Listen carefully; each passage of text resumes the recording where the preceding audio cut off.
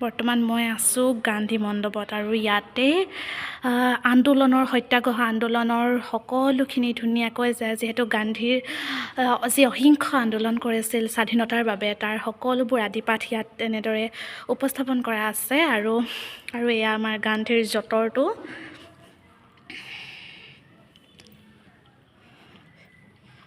এয়া গান্ধীৰ যঁতৰ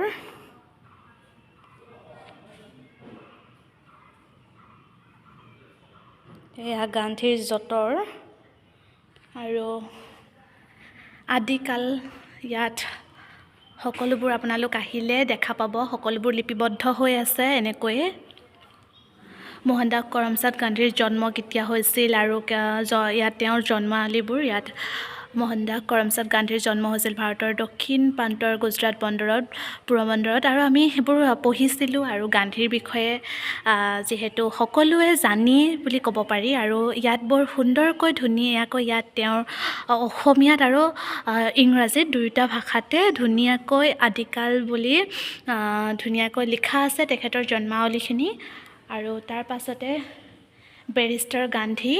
বেৰিষ্টাৰ গান্ধীৰ ইয়াতো এনেদৰে গান্ধী পৰিয়ালৰ এগৰাকী বন্ধু তথা এনেদৰে গোটেইখিনি ধুনীয়াকৈ মহাত্মা গান্ধীৰ লিখা আছে আৰু লগতে ইংলিছতো লিখা আছে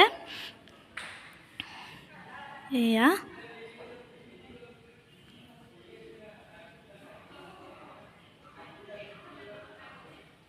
আৰু সত্যাগ্ৰহী আন্দোলনৰ বিষয়ে ইয়াত ধুনীয়াকৈ লিখা আছে আপোনালোকে যদি আহে তেতিয়া ইয়াতে প্ৰথমতে আপোনালোকে আহিয়ে সো চাইডে এটা ঘৰ পাব সেই ঘৰটোতে এনেদৰে সকলোখিনি সুন্দৰকৈ উপস্থাপন কৰি থোৱা আছে সুন্দৰকৈ ধুনীয়াকৈ লিপিবদ্ধ কৰি থোৱা আছে ধুনীয়াকৈ গান্ধীৰ বিষয়ে আৰু লগতে সত্যাগ্ৰহৰ পৰীক্ষাৰ যি ইয়াতো ধুনীয়াকৈ উপস্থাপন কৰা আছে লিখা আছে সকলোখিনি আপোনালোকে ইয়াত আহিও পঢ়িব পাৰিব যিসকলে ভাবে যে ভালদৰে তেওঁলোকে গান্ধীৰ বিষয়ে নাজানে বা পঢ়া নাই তেওঁলোকে কিন্তু যদি গান্ধী মণ্ডপলৈ আহে অকল আপোনালোকে গান্ধী মণ্ডপলৈ আহিলে সেই পৰিৱেশটোৱে উপভোগ নকৰিব এই ঘৰটোত সোমাই চাবচোন তাতো যিহেতু মহাত্মা গান্ধীৰ সকলোখিনি সুন্দৰকৈ উপস্থাপন কৰা আছে আৰু ভাৰতীয় ৰাজনীতিত গান্ধীৰ যুগৰ আৰম্ভণি কেনেকৈ হৈছিলে ভাৰতীয় ৰাজনীতিত মহাত্মা গান্ধীৰ কেনেকৈ আৰম্ভণি হৈছিলে তেখেতৰ ৰাজনীতিৰ ক্ষেত্ৰখনত ইয়াত সকলোখিনি অতি সুন্দৰকৈ ইয়াত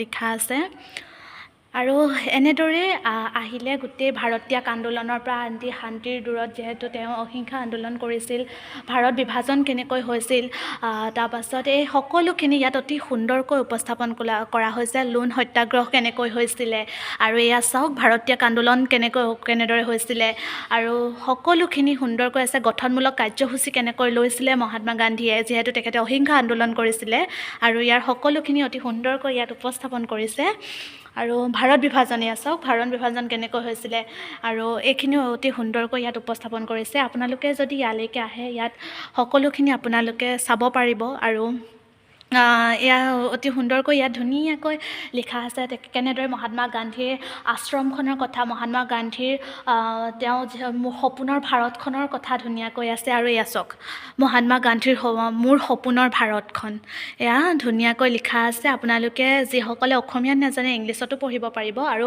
অহিংস বিশ্বৰ বাবে এক নতুন যুগৰ সৃষ্টি এনেদৰে লিখা আছে আৰু ইয়াত আছে গান্ধীয়ে পিন্ধা চেণ্ডেলযোৰ আৰু লগতে আছে খৰম এয়া গান্ধীৰ খৰমযোৰ এয়া গান্ধীৰ খৰমযোৰ আছে আৰু যি ইউজ কৰিছিলে গান্ধীয়ে ব্যৱহাৰ কৰিছিলে আৰু এয়া চশমাখন গান্ধীৰ চশমাখন আৰু গান্ধীয়ে ব্যৱহাৰ কৰা গীতা আৰু এয়া সকলোখিনি এই ঘৰটোতে সকলোখিনি সংৰক্ষণ কৰি ৰাখিছে এই মিউজিয়ামটোতে সকলোখিনি সংৰক্ষণ কৰি ৰাখিছে লগতে এয়া হৈছে গান্ধীয়ে শোৱা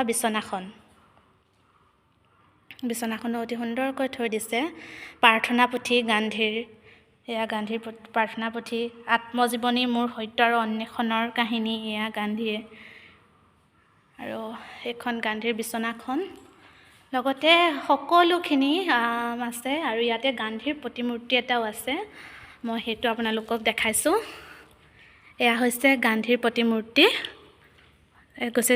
বন্তি জ্বলাই থৈ দিছে ইয়াতে আৰু এয়া হৈছে গান্ধীৰ প্ৰতিমূৰ্তিটো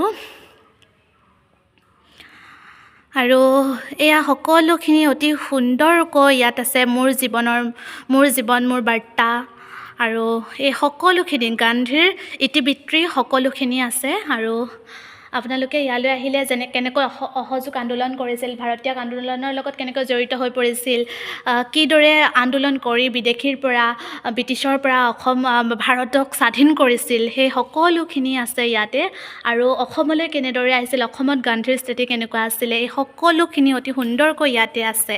আপোনালোক যদি গান্ধী মণ্ডপলৈ আহে, ইয়ালৈ নহাকৈ কেতিয়াও নাথাকিব।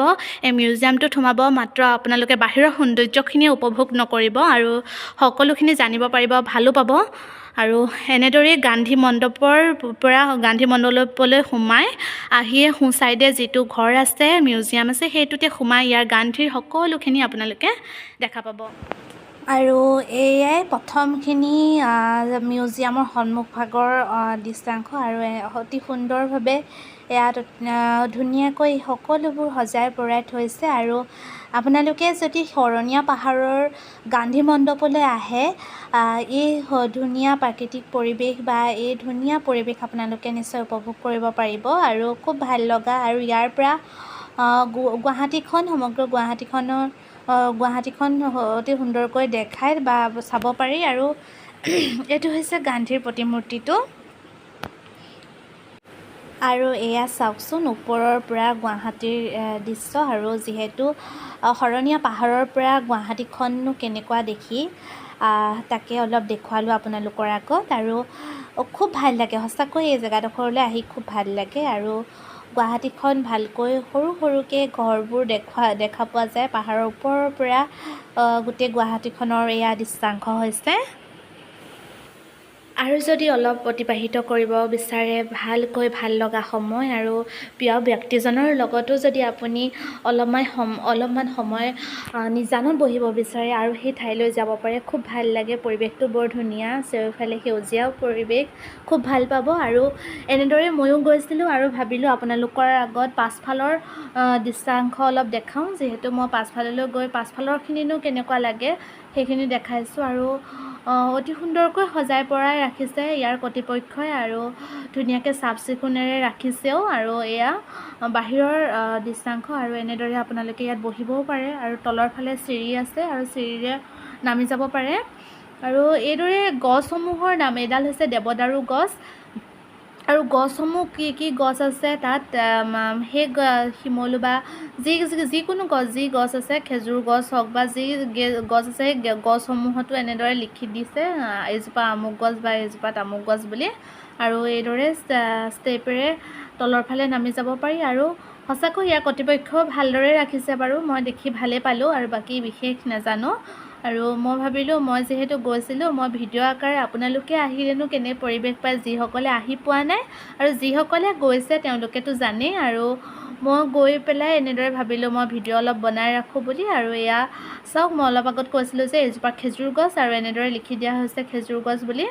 আৰু ওপৰৰ পৰা একদম গুৱাহাটীখনৰ সেই পৰিৱেশটো সঁচাকৈ খুব ধুনীয়া, খুব মনোমোহা পৰিৱেশ, আৰু খুব ভাল লাগিলে। আৰু মই ভাবিলোঁ আপোনালোকৰ আগত মই শৰণীয়া পাহাৰৰ গান্ধী মণ্ডপলৈ গ'লে বা গান্ধী মণ্ডপত কি আছে, কেনেকৈ গান্ধী মণ্ডপটো সজাই পৰাই ৰখা হৈছে, বা গান্ধী মণ্ডপৰ যি ইতিহাস, গান্ধী মণ্ডপ অসমলৈ যেতিয়া মহাত্মা গান্ধী আহিছিল, বা সেই সকলোখিনি কথা অতি সুন্দৰকৈ মই যি পাৰিলোঁ থুলমূলকৈ মই অলপ ভিডিঅ'টোত জনালোঁ। আপোনালোকে যদি ভিডিঅ'টো চাই ভাল পায়, লাইক, কমেণ্ট আৰু শ্বেয়াৰ কৰিব।